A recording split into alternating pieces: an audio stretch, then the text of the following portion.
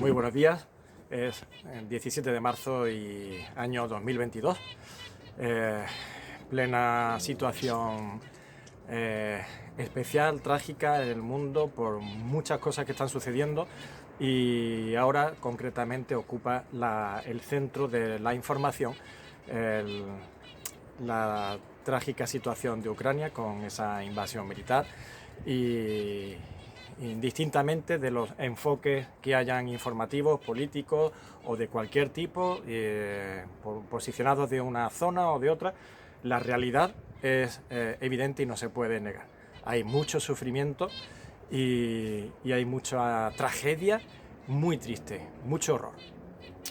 Estaba pensando en compartir con vosotros un pensamiento basado en dos versículos que encontramos en el profeta Malaquías, que repite dos veces la siguiente frase. Vamos a verlo.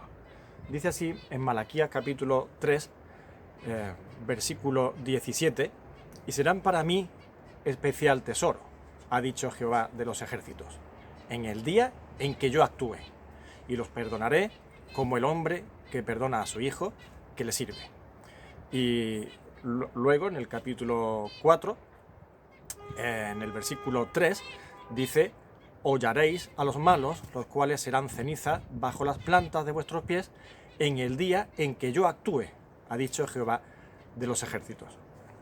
Bien, os habéis dado cuenta de que son dos versículos distintos y repite una misma frase. Y la frase es: en el día en que yo actúe.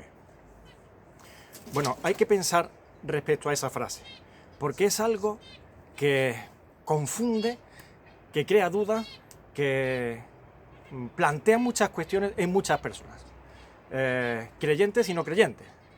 Me llama más la atención cuando se trata de creyentes, ¿verdad? Pero oye, es lícito tener que ocurran estas cosas, aún siendo creyentes, aún siendo hijos de Dios. Mirad, es bueno buscar, contrastar las versiones que hay acerca de los escritos bíblicos, puesto que no tenemos el original, es imposible tenerlo, el original de aquel profeta que escribió en su día y dejó plasmado con tinta en un papiro, en un pergamino, donde fuese. Pero y si se iban transmitiendo, eso lo sabéis perfectamente, pues se iban transmitiendo copias de generación en generación. Entonces nadie tiene el hebreo antiguo, donde se escribió antiguamente, que era original, tal cosa. Bueno, eso ha creado muchos conflictos. Lo cierto es que hay versiones que nos dan información que traduciendo esas palabras originales, en teoría, ¿no? Bueno, en teoría y en la práctica, traduciendo esa información original. Es bueno hacerlo, es bueno buscar y contrastar. ¿Por qué? Mucho cuidado, porque es la forma de acertar y de afinar bien en la información que Dios pretende hacer llegar a nuestros corazones. También en la misma sintonía, por cuanto era instrumento directo de Dios, así los profetas o los apóstoles que hacían llegar la voz de Dios. Ellos son la voz de Dios a través de su lengua y de su mano, ¿de acuerdo? Entonces, tenemos que intentar llegar a conocer lo que Dios dice. Por tanto, vamos a buscar la forma más cercana a la información de Dios. Esto significa que contrastar las versiones es ir en busca de esa verdad, la más ajustada verdad original. Y digo esto con mucha seriedad, porque muchas veces se hace esa búsqueda intentando confirmar mi pensamiento previo. Y me explico, yo creo que no es muy difícil de entender. A veces tenemos un concepto del bien, o un concepto del amor, o un concepto de la justicia, o un concepto del matrimonio, un concepto del divorcio, un concepto del aborto, un concepto de cualquier cosa, y queremos corroborarlo con la Biblia. Ese concepto mío que yo tengo, esa sensación, ese sentimiento esa idea de justicia, por ejemplo, que yo tengo en mi mente, es de esta forma, y ahora busco que la Biblia se adapte a ese concepto mío. Entonces voy a buscar los versículos, voy a buscar las versiones, voy a buscar las citas, las traducciones que se adapten y que apoyen mi concepto. Esa no es la forma de investigar ni indagar las Escrituras. La forma de investigar y de indagar en las Escrituras es buscar el concepto que Dios tiene, el conocimiento que Dios derrama, y de esa forma nosotros amoldarnos y entender la verdad que solamente es Dios y proviene de Dios. Esa es la forma y el camino en el que debemos acudir a una profunda, a un profundo estudio y a una seria indagación en las Escrituras y por tanto contraste de traducciones. ¿Por qué digo esto y por qué aclaro esto? Pues porque la Biblia tiene un mensaje coherente, general, que es la que en realidad nos guía. La palabra de Dios no se contradice. La palabra de Dios es un bloque único, inamovible, que se mantiene por la eternidad, que todas las cosas van a pasar, que todo va a aparecer y ella se mantiene. Y se mantiene no solamente en la eternidad, sino en sí mismo, en su sustancia. No se contradice, no va a implosionar ni a explosionar. Es coherente y se mantiene por siempre, fiel y perfecta. De modo que no puede haber nada que desestabilice el mensaje general bíblico. Entonces, esto viene a colación de que esa frase que leemos, pues me hace chirriar un poco y hace pensar bastante, porque es lo que produce muchas veces esa duda o esa inquietud en nuestras mentes. Dios no responde. Dios está quieto, Dios no hace nada. ¿Dónde está Dios? Eso es un clamor del salmista, por ejemplo, ¿verdad? Por eso digo que es lícito muchas veces dudar, es lícito pues tener angustia, tristeza y muchas cosas que padecemos como personas que somos humanas en un estado físico sometido a esa vulnerabilidad. Pero hay respuesta por parte de Dios. Pero el hecho de que sea lícito no significa que tengamos razón. Es lícito que dudemos, pero no tenemos razón para dudar. A ver si me entendéis. Tenemos un Dios que ha prometido que Él está con nosotros todos los días hasta el fin del mundo y que no temamos porque Él ha vencido al mundo y nada nos puede arrebatar de la mano de Dios y podemos vivir y tenemos razón para vivir con una absoluta seguridad, gozo y regocijo sin que nada nos desestabilice. Bueno, eso es un hecho, una realidad, pero la otra realidad también que está ahí, que permanece, es la de que estamos sometidos, como he dicho, a la torpeza, a la vulnerabilidad de la carne, y eso hay que aceptarlo. Bien, pero no tenemos razón, ¿de acuerdo? Una cosa es, estamos en un plano lícito, pero no estamos en el plano de la razón. La razón la tiene Dios, y cuando Dios dice que no tenemos que temer, Él tiene la razón, no tendríamos que temer, pero Dios también dice que se puede compadecer de nosotros porque Él ha entendido perfectamente en nuestra naturaleza la debilidad de la carne. Bueno, sin fallo alguno por su parte, ¿de acuerdo? Todo esto viene respecto a esa frase. Hemos leído en el día en que yo actúe. 2 veces lo dice el profeta Malaquías. Y sin embargo, la pregunta es, ¿qué pasa? ¿Que Dios no actúa? Yo digo una cosa, yo creo que no hay ningún momento en la historia de la eternidad en el que Dios no actúa. Los que no actuamos somos las personas. Dios no cesa de actuar. Aún en la eternidad, si somos capaces de imaginar esa situación, esa dimensión y ese concepto, aún en la eternidad, imaginando que solamente existe la Trinidad, la gloria y la alabanza del Trino Dios ya no es algo pasivo, es algo activo. Dios está actuando para su propia gloria. Así que no existe un Dios sentado de brazos cruzados. No existe un Dios quieto.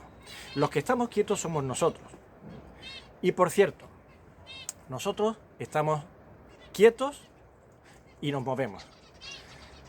Y en ese sentido, nosotros nos equivocamos muchas veces, y podemos equivocarnos, y en el sentido de Dios, o en el plano de Dios, Él nunca se equivoca. Su actividad siempre es perfecta, no cesa y siempre es perfecta, nunca se equivoca.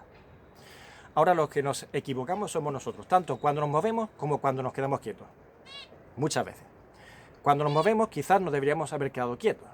Cuando nos quedamos quietos quizás deberíamos habernos movido.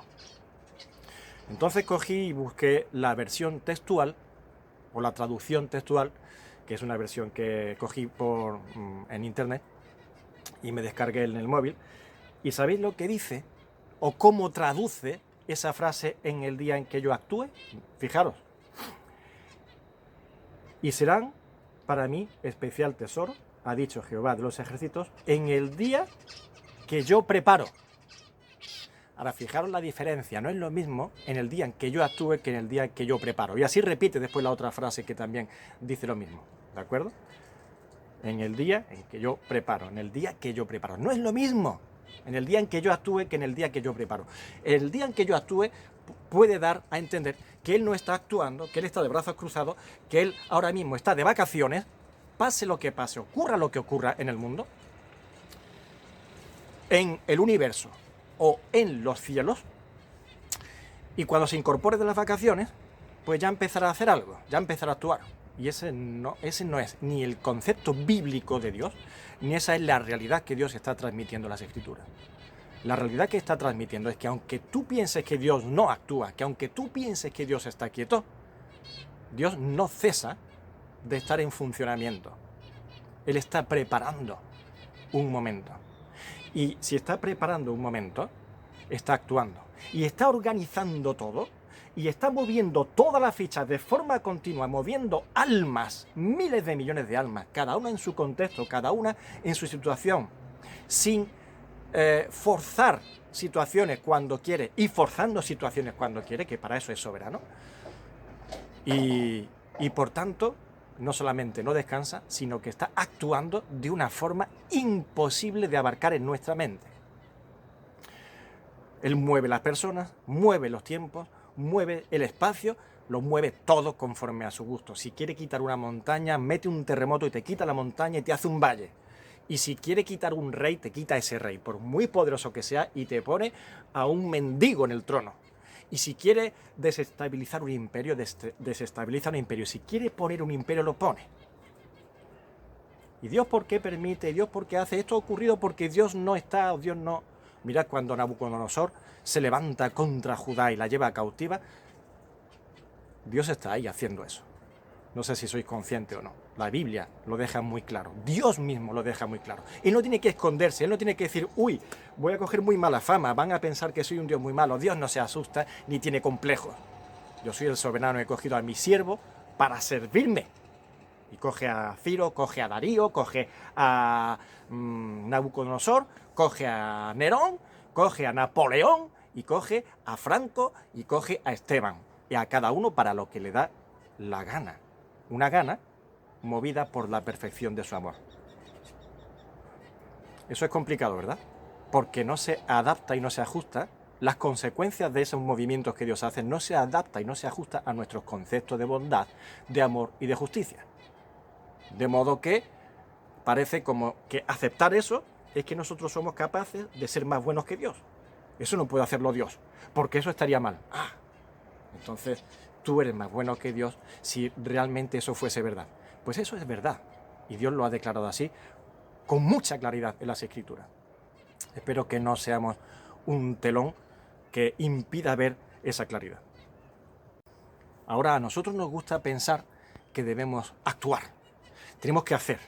Y si somos hijos de Dios, y si obramos para Dios, y si somos siervos del Señor, tenemos que hacer y hacer, y esto es para Dios, y le ponemos muchas veces el título o el letrero para Dios a 1000 cosas que surgen de nosotros, de nuestros intereses, o de nuestras tendencias, o de nuestras cosas afines a nosotros, y pensamos que poniendo el título para Dios ya está todo justificado. Mirad, hay un pasaje en el Antiguo Testamento, en Éxodo, donde Dios le dice a Moisés: porque es cosa tremenda la que yo haré contigo. Ese versículo lo leí cuando yo era muy pequeño, y conforme leí el versículo se me quedó grabado, impactando mi corazón fuertemente. Cosa tremenda es la que yo haré contigo. Y yo pensé, eso son palabras del Señor a Moisés, a mí y a todo aquel que lee las Escrituras acercándose con fe al Señor, entregando su vida al Señor. Y así es Dios, un Dios que hace cosas tremendas con vasos de barro frágiles. Ahora, mucho cuidado, yo entendí muy claramente que una cosa tremenda a los ojos del Señor no es sacar un pueblo de la esclavitud de Egipto. Sí, vamos, a ver, sí, lo es, ¿de acuerdo? Pero no tiene que ser solo eso. No se basa en abrir el Mar Rojo, no se basa en hacer grandes plagas. ¿Sabéis cuál fue, por ejemplo, una cosa tremenda que el Señor hizo y que dejó testimonio de ello por la eternidad, por cuanto está en su palabra, y eso estará siempre ahí? Pues coger a una pobre viuda al filo de la auténtica ruina, cuyo único sustento era 2 blancas, y mientras que estaban los poderosos, los ricos, los religiosos echando en el arca de las ofrendas ahí en el templo sus dineros, quizás grandes cantidades que otros veían, que echaban, uy, lo que ha echado este, uy, lo que ha echado aquel, y quedaban con gran honra delante de la gente, allí va esa mujer viuda y echa 2 blancas. Y el Señor dice: ¿habéis visto eso? Os estáis fijando en las grandes piedras de este edificio y el gran edificio que tenemos, y no os habéis fijado algo mucho más importante que este gran edificio con sus grandes piedras. Que aquí hay una mujer que ha entregado a Dios más que todos estos, porque ha dado no de lo que le sobraba como a los demás, sino de todo su sustento.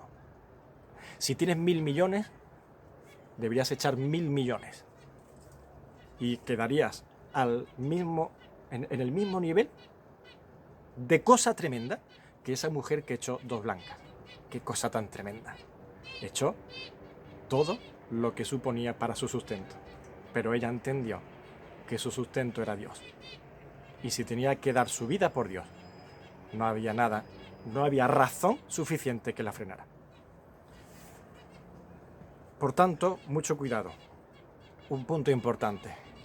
¿Queremos obrar para Dios? Pues hay 2 aspectos fundamentales.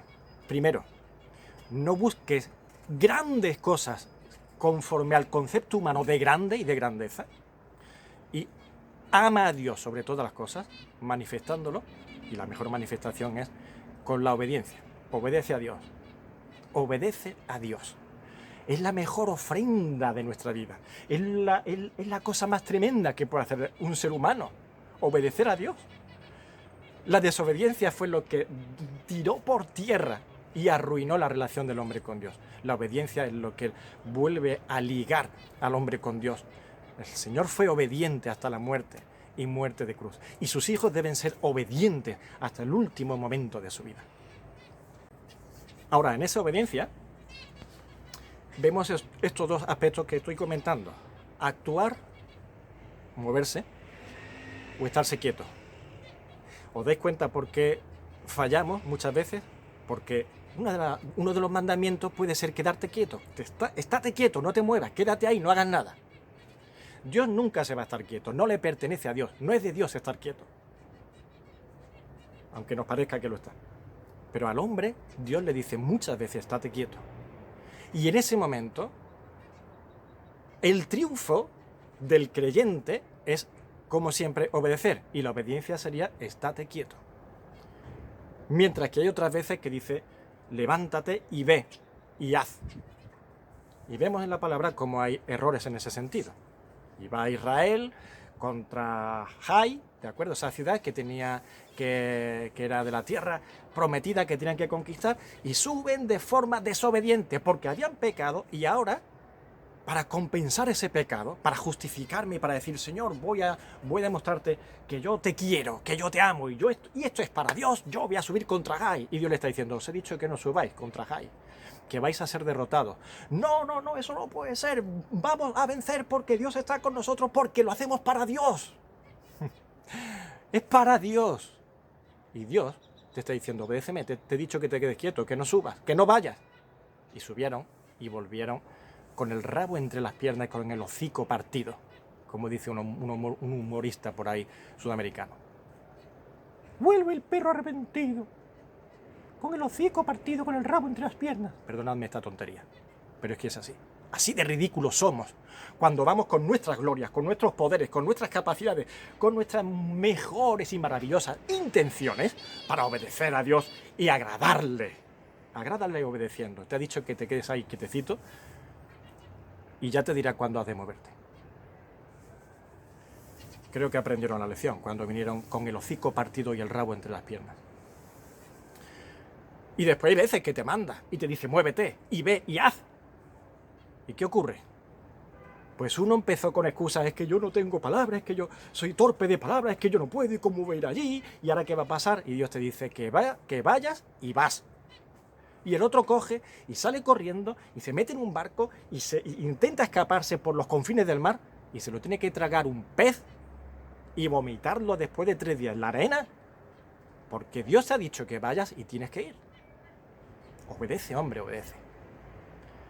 Hermano, os digo esto pensando en Filipenses capítulo 4, cuando el apóstol Pablo está diciendo lo siguiente a esta maravillosa congregación.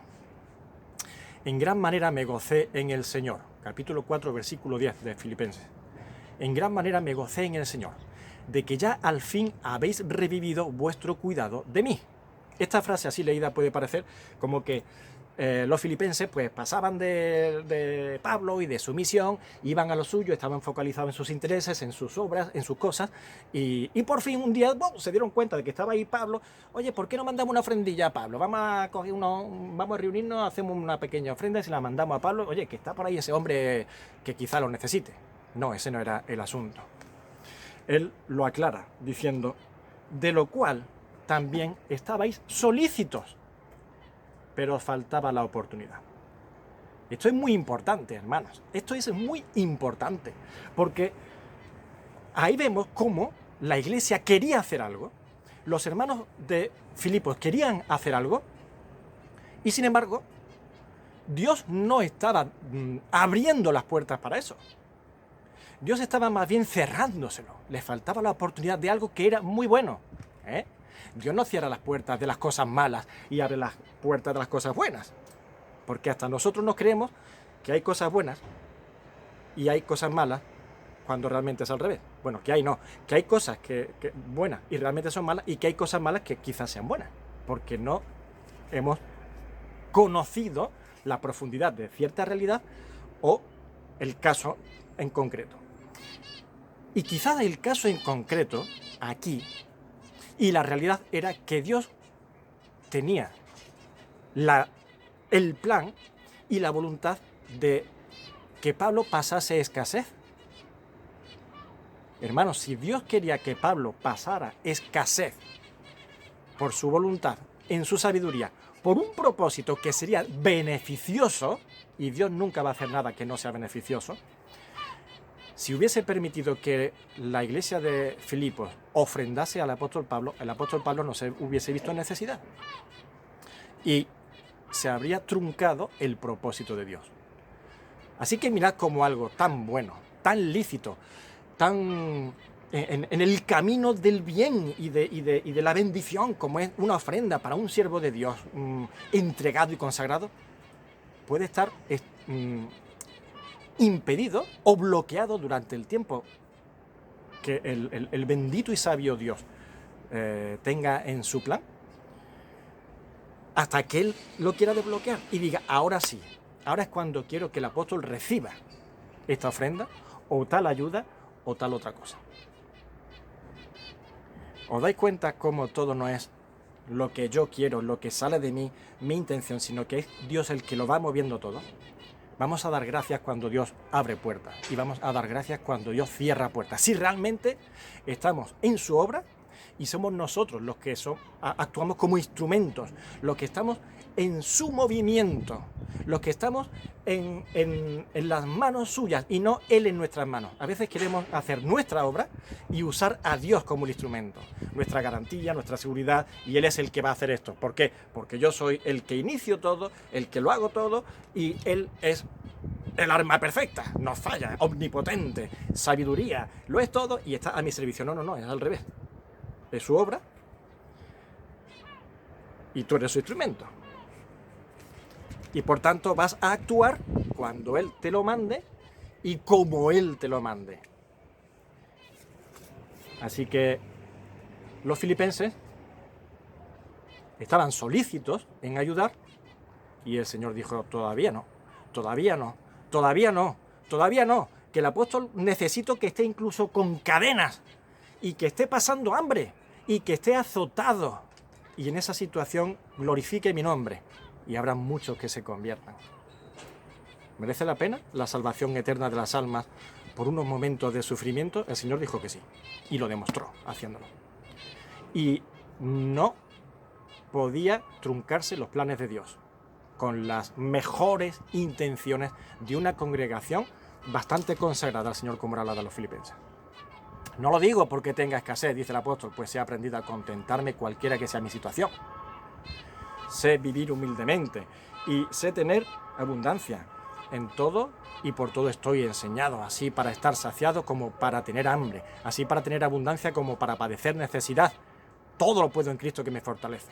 Así que esto que dice el apóstol Pablo no se basa en la realidad de su experiencia personal, conforme a sus necesidades, sino por lo siguiente. Aquí está la base del mensaje de Pablo. Mirad qué bueno. Sin embargo, bien hicisteis en participar conmigo en mi tribulación. Y sabéis también vosotros, oh filipenses, que al principio de la predicación del Evangelio, cuando partí de Macedonia, ninguna iglesia participó conmigo en razón de dar o recibir, sino vosotros solos. Pues aún a Tesalónica me enviasteis una y otra vez para mis necesidades. Y ahora, aquí la clave. No es que busque dádivas, sino que busco fruto que abunde en vuestra cuenta. Pero todo lo he recibido y tengo abundancia. Estoy lleno habiendo recibido de Epafrodito lo que enviasteis, olor fragante, sacrificio, acepto, agradable a Dios. Hermanos, el interés tan santo del apóstol fue el fruto que abunda abundantemente para los hijos de Dios. Así era un hombre que iba sembrando la semilla, que iba levantando iglesias, que iba obrando para la gloria de Dios, buscando el fruto. Él no buscaba tener el bolsillo lleno, ni tampoco se preocupaba de tener un bolsillo vacío. Él sabía vivir en todas las circunstancias, con abundancia o con escasez. Lo que sí tenía él era el ardiente deseo de que lo que hiciesen los creyentes fuese no heno, madera u hojarasca, sino que fuese oro, plata y piedras preciosas, hablando en los términos de las dimensiones celestiales del reino de Dios. Fruto abundante en los creyentes para la gloria de Dios. Y eso solo se consigue obedeciendo al Señor y ajustándose a sus planes y a sus tiempos. No busquéis hacer algo tremendo para el Señor, conforme a vuestros propios caminos, ni conforme a vuestros propios conceptos de tremendidad. Permitidme esa palabra. Obedecer. Leer. No se puede obedecer sin conocer la voz de Dios. Leed, escudriñad las Escrituras, profundizad en la Biblia, conoced a Dios, al Dios que amáis, que servís, y obedecerle. Mañana, si Dios quiere, partiremos para Polonia. Y como bien decía el hermano Rubén Vázquez, que me acompaña a mí y a mi esposa Raquel Arjona, pues, Señor, si tú no me envías, yo no voy. Así que confío que cada paso, cada minuto, cada metro que nos movamos sea del Señor, en el Señor y para el Señor. Un fuerte abrazo y el Señor los bendiga.